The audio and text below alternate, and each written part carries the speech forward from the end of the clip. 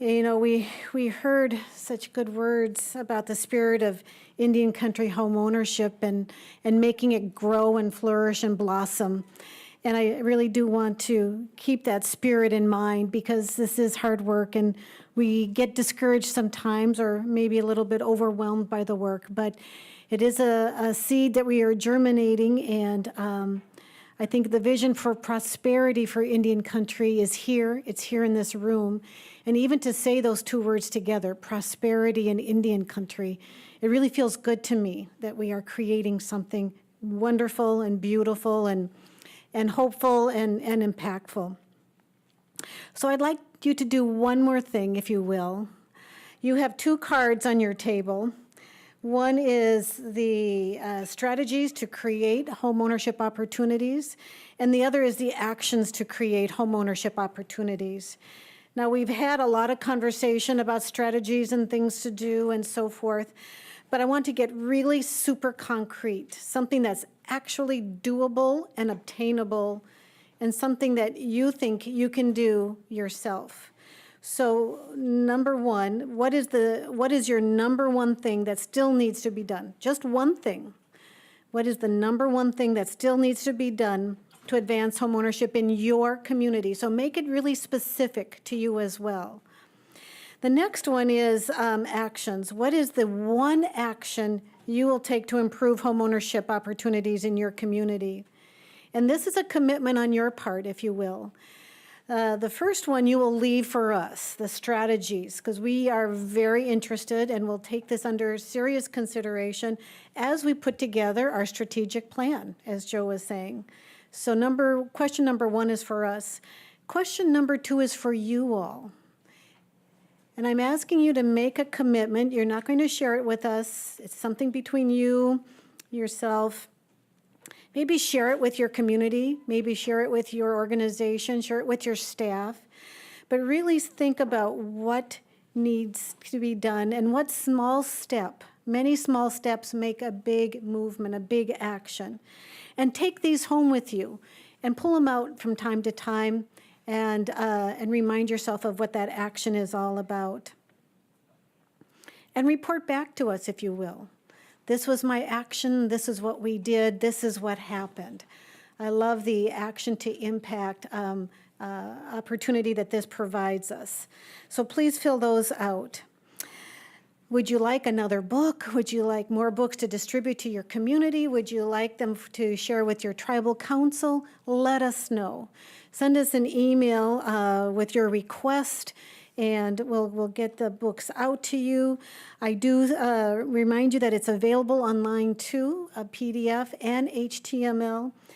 And then it's easily shareable. But most importantly, it's the interaction, the personal engagement around the book. Joe talked about land, and land that's so important and interconnected to everything we do. There's a chapter on land. I mean, honestly, each chapter is a conversation. There's a chapter on manufactured housing. We heard a lot about that today, and during the course of our writing the handbook, it became very apparent through the data that this is really important information that we needed to really better understand and focus on.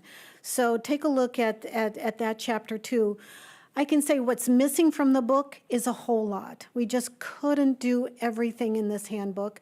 One of the serious issues that we need to address is foreclosure and foreclosure mitigation. So that's something that we are committed to do post-conference, is really delve into what does that look like in each of our agencies and through the tribal court systems. I think it's an area that hasn't had a whole lot of attention. Tribal courts are a very important part of this work, and I think it deserves its own attention. We also plan to build home buyer readiness resources on our webpage. We had a fantastic home buyer readiness working group and have loads of information, lots of great education materials.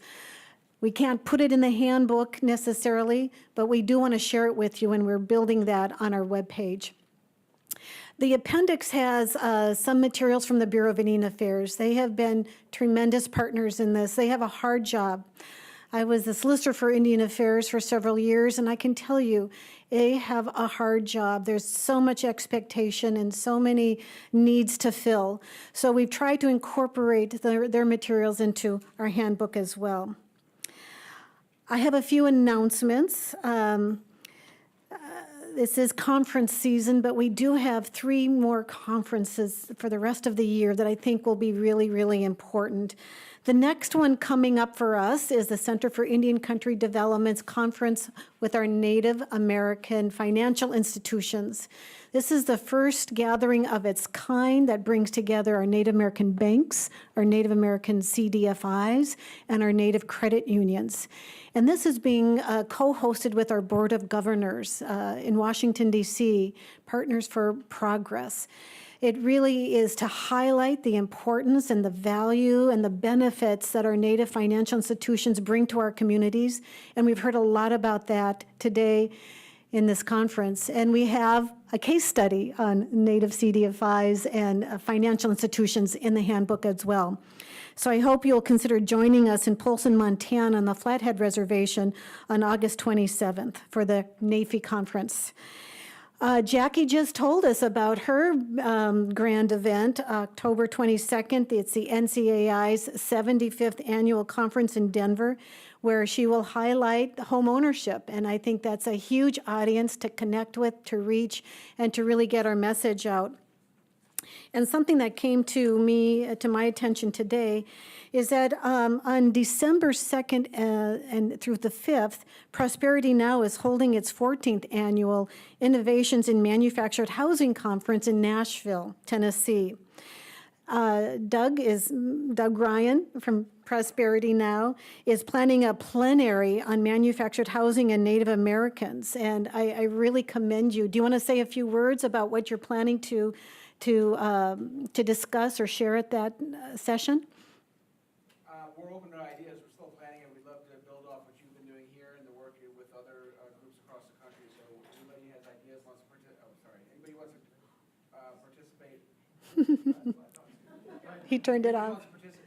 We're open to ideas for the conference plenary in December in Nashville. Again, we're open to participants, new speakers, people who haven't been with us, obviously tribal leaders. We want to hear from the field, and we want to build off the work that's been going on here and across the country. All right. So reach out to me. I'd love to hear from you. Absolutely. Thank you, Doug. I think that'll be a really, really important conversation.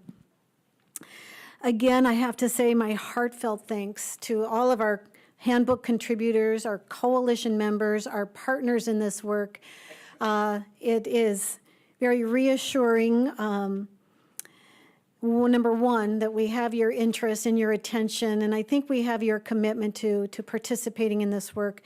But number two, that your time and attention, it really matters to us, and I know it matters to so many of our Native peoples who need this support, who need this assistance, who really should have an opportunity for prosperity in their lives.